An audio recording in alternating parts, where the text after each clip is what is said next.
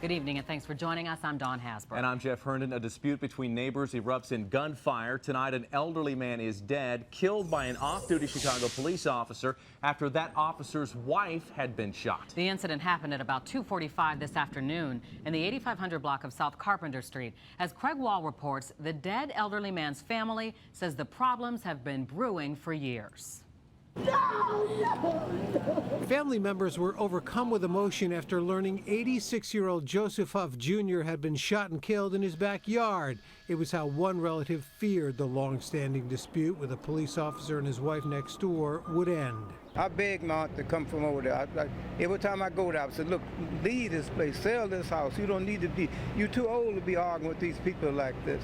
Huff married widow Hazel Jones, who's lived in her home for 50 years. A spokesman for the Fraternal Order of Police says today's dispute started with an argument between Jones and the officer's wife. The elderly offender's wife keeps telling him, go in the house and get that thing, go in the house and get that thing. One thing leads to another. The next thing we know, the elderly gentleman comes out of the house with a shotgun, fires it, hits the police officer's wife in the arm. Camden says the officer then shot and killed Huff, and when Jones went for the shotgun, the officer shot her in the arm.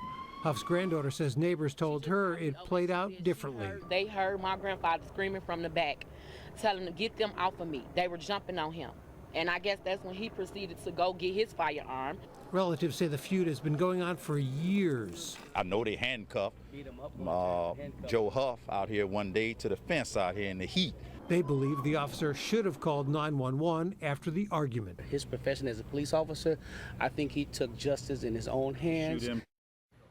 Now, in a statement just released a few minutes ago, News Affairs added some details to what we already reported, saying the initial altercation between the two women escalated to the point where the officer saw Hazel Jones throwing dirt and rocks at his wife and hitting her with a broom in her backyard.